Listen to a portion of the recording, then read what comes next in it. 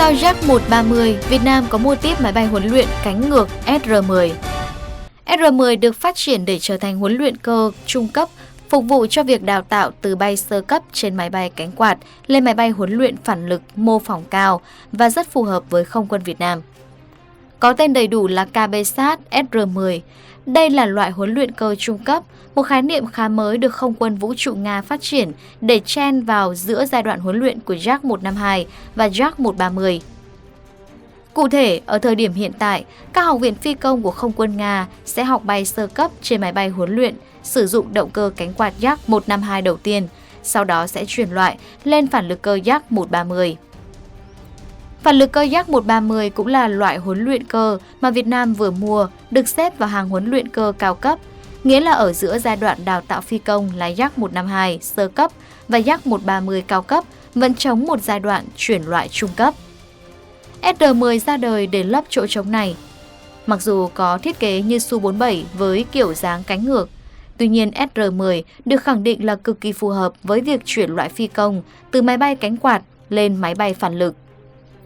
Đơn giản vì huấn luyện cơ SR-10 sử dụng kiểu thiết kế cánh ngược. Kiểu thiết kế này cho phép máy bay có khả năng cơ động cực tốt trên không, ổn định hơn khi bay ở tốc độ cao, ôm cua ở góc tấn lớn.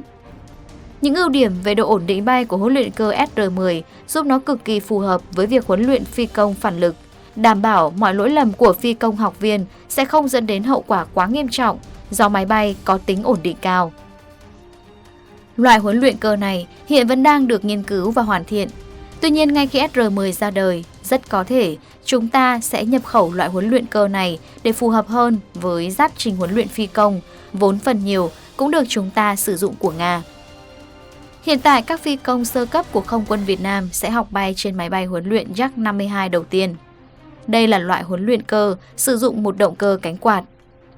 Từ chiếc huấn luyện cơ này, các phi công học viên sẽ được học những bài học vỡ lòng về việc điều khiển máy bay trên không, bay theo đội hình, thực hành cất hạ cánh.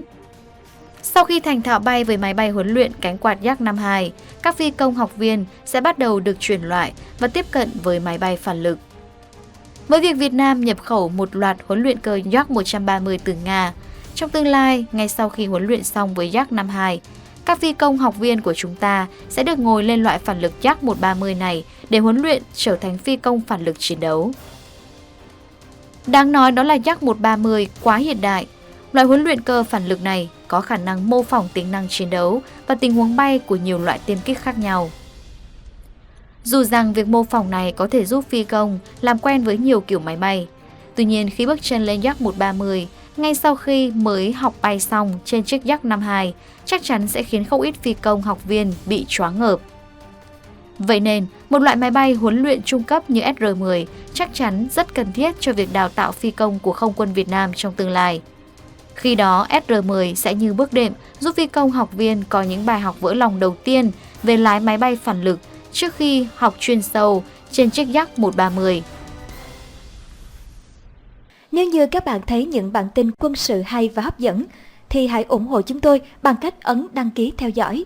Việc đăng ký trên hoàn toàn miễn phí. Video này hãy like và chia sẻ cho bạn bè của mình. Hãy cho chúng tôi biết suy nghĩ của bạn bằng cách comment ở bên dưới. Xin chân thành cảm ơn quý vị và các bạn đã ủng hộ. Xin chào và hẹn gặp lại.